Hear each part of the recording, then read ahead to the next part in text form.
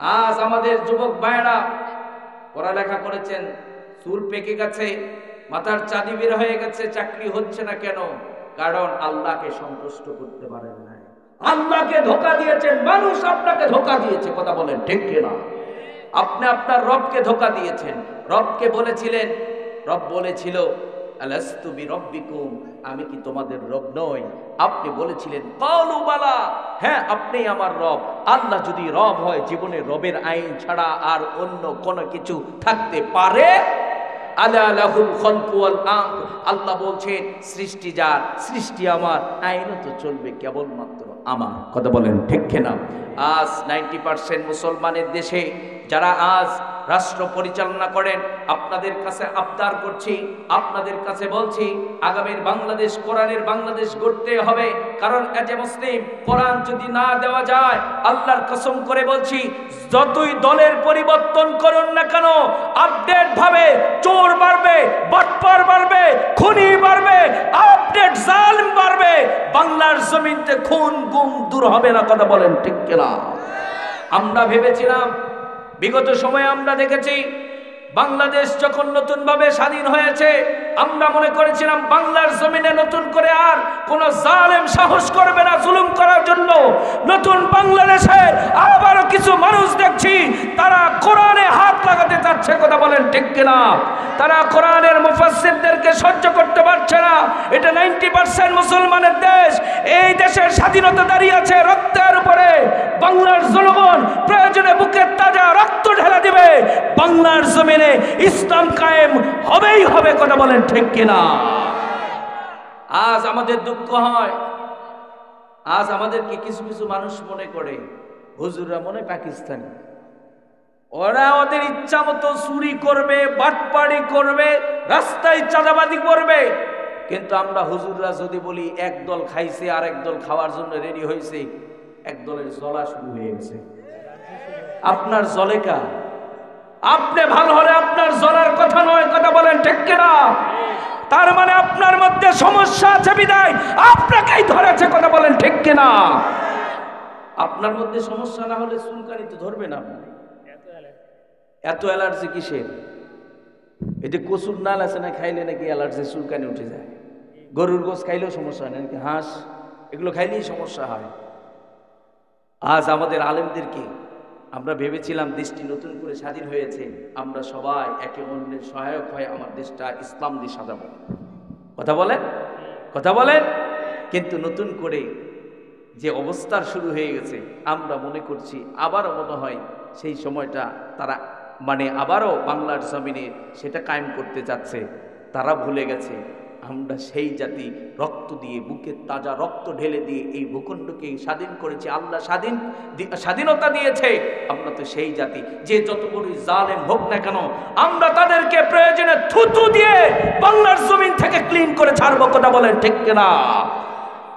ইতিপূর্বে আমরা দেখেছি অনেকে আয়না ঘর বানিয়েছে, কত কি করেছে। তারা মনে করেছিল বাংলাদেশ আমার বাপদাদার, বাংলাদেশে আমি যেভাবে চলবো ওইভাবেই চলবে। আপনারা বলুন তো থাকতে পেরেছে?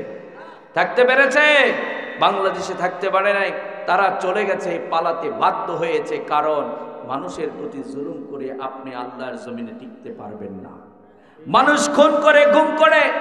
একদল মানুষ আবার বলবে সাইড স্ট্রিট থেকে যে হুজুর রাজনীতি শুরু করছে। আরে ভাই, আপনি মানুষ মারার রাজনীতিটা খুব পারেন।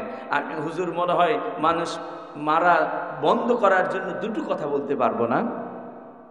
আজ কত কষ্ট লাগে, একটা দল এত অপরাধ করেছে, আয়না ঘর বানিয়ে মানুষকে সেখানে নির্যাতন করেছে, হত্যা করেছে, পেটের নাড়ি ভুঁড়ি বের করে নদীর মধ্যে তলিয়ে দিয়েছে, সমুদ্রের মধ্যে তলিয়ে দিয়েছে।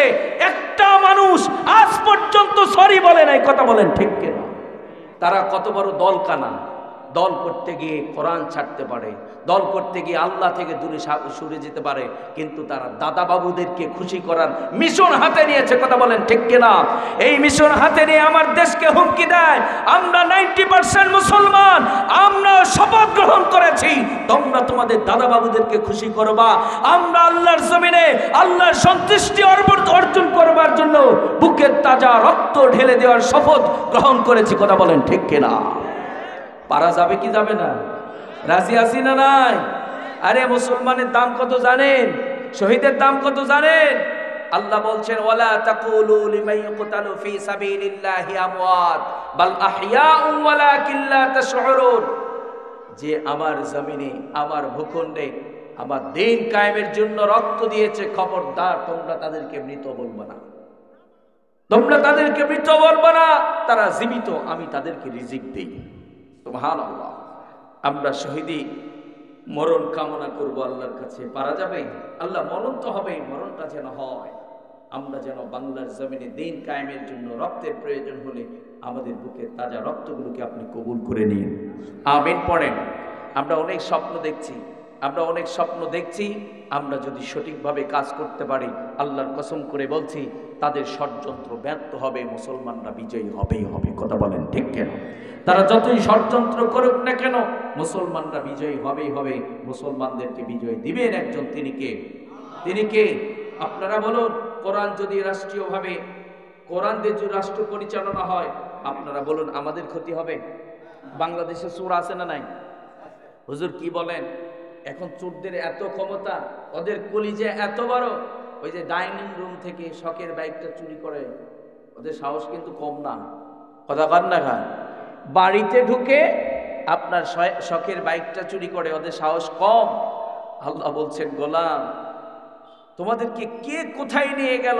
আমি কোরআন নাজিল করেছি, আমি বলে দিয়েছি ওয়াসারিকু ওয়াসারিকাতু ফাকতাউ আইদিয়াহুমা জাযাআম বিমা কাসাবা নাকালাম মিনাল্লাহ। আল্লাহ বলছেন গোলাম চোর আছে, টেনশন কিসের? একটাকে ধরো, হাত কাটো, চোর আর খুঁজে পাওয়া যাবে না। কথা কন না কা? প্রশাসনের ভাইয়েরা যারা আছেন আপনাদেরকে বলছি, এখনো আমাদের প্রশাসনের ভাইয়েরা মাঝে মধ্যে আমাদেরকে জিজ্ঞেস করে, কয়েকদিন আগে আমাকে জিজ্ঞেস করছে হুজুর কোথায় গিয়েছিলেন? আমি বললাম আমি তাফসীর মাহফিলে গিয়েছিলাম। তো একটা পর্যায়ে আমাকে বলছে হুজুর গাড়িতে কিছু আছে নাকি? কি বলছে? আল্লাহর কসম করে বলছে, আমাকে জিজ্ঞেস করছে, আমার ড্রাইভার আছে সাথে, আমাকে জিজ্ঞেস করছে গাড়িতে কিছু আছে নাকি। শোনার পরে সত্যিই অনেক খারাপ লেগেছে। আমি তখন তাদেরকে জিজ্ঞেস করতে চেয়েছিলাম, বাংলার জমিন থেকে হাজার হাজার কোটি কোটি টাকা যারা পাচার করেছে, মানুষ খুন করে বাংলার জমিনতে যারা পালিয়েছে, আমাদের প্রশাসনের ভাইয়েরা কি নানার বাড়িতে ঘুমিয়েছিল নাকি তখন? এ জাতি জানতে চায়। কথা বলেন, কথা বলেন। এখনো আমাদেরকে বলে হুজুর গাড়িতে কিছু আছে নাকি, আর খুনিরা দেশ থেকে পালায়। কথা বল।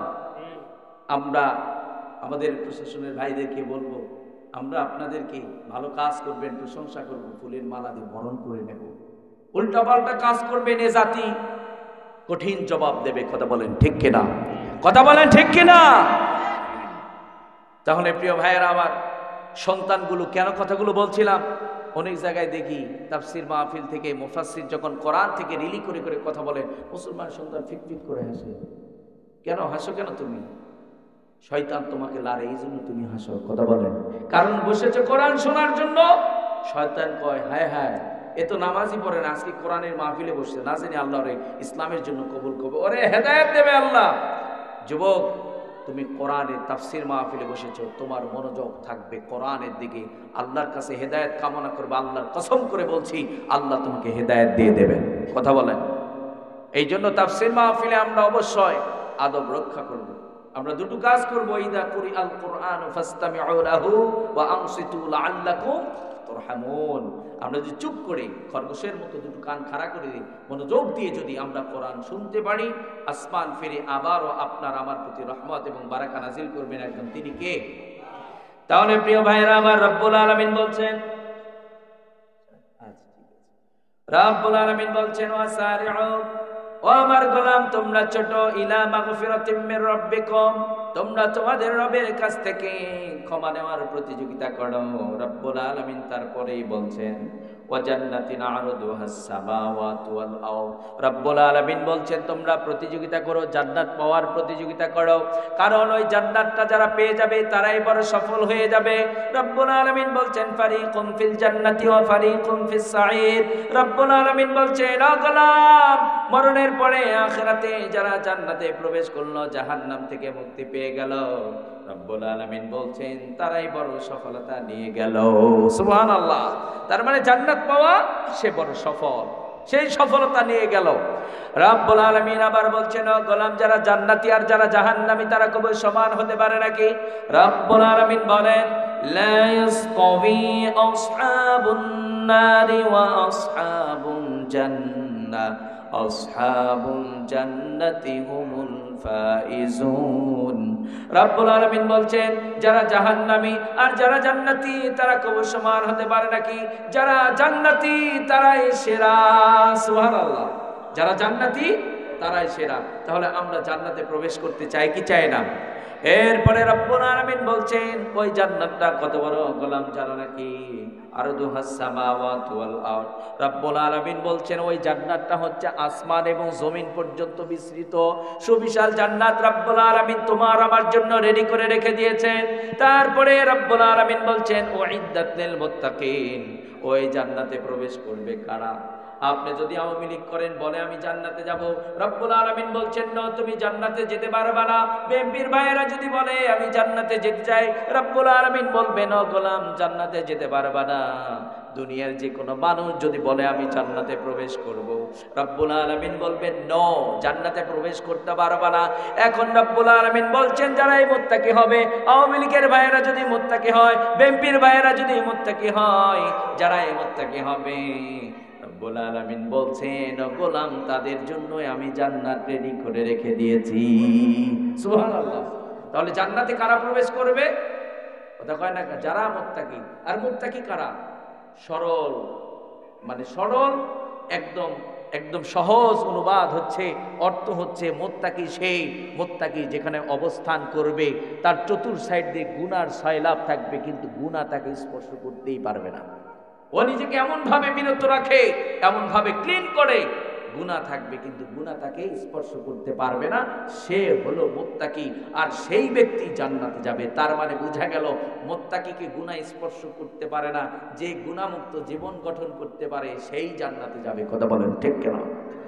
আবার রব্বুল আলামিন পরেই বলছেন, যারা মুত্তাকি হবে তারা তো গুনাহমুক্ত জীবন যাপন করবে, গুনাহ তাদেরকে স্পর্শ করতে পারবে না। রব্বুল আলামিন 134 নম্বর আয়াতের মধ্যে আবার বলছেন, ও গোলাম তুমি যদি মুত্তাকি হও তুমি বুঝবা কেমনে? তোমার তিনটা বৈশিষ্ট্য থাকবে। মুত্তাকি যারা হবে কয়টা বৈশিষ্ট্য? রব্বুল আলামিন বলেন, আল্লাযীনা ইউনফিকুনা ফিস সাররাই ওয়াদ দাররাই ওয়াল কাযিমিনাল গায়য ওয়াল আফিনা আনিন নাস। রব্বুল আলামিন বলছেন, যারা মুত্তাকি হবে তারা সুখে এবং দুঃখে দান করে। কি করে? যারা মুত্তাকি হবে সুখে এবং দুঃখে দান করবে। আল্লাযীনা ইউনফিকুনা ফিস সাররাই ওয়াদ দাররাই। রব্বুল আলামিন বলছেন, যারা মুত্তাকি হবে তারা সুখে এবং দুঃখে দান করবে। আমরা সুখে দুঃখে দান করতে রাজি আছি না নাই? সবাই একটু কথা বলবেন, আমরা রাজি আছি না নাই? কিন্তু আমাদেরকে দানের কথা বললে উঠে দৌড় দেয়। কথা কয়। রব্বুল আলামিন বলছেন, ও গোলাম তোমাকে আমি সম্পদ দিয়েছি, এই সম্পদগুলো আমার রাস্তায় ব্যয় করো। আবার রব্বুল আলামিন বলছেন, ও গোলাম দুনিয়ার মানুষকে একজন আরেকজনের সন্তুষ্টি অর্জন করবার জন্য নিজের প্রিয় বস্তুটা দিয়ে দেয়। কথা কন্যাকা, বন্ধুকে সন্তুষ্ট করবার জন্য।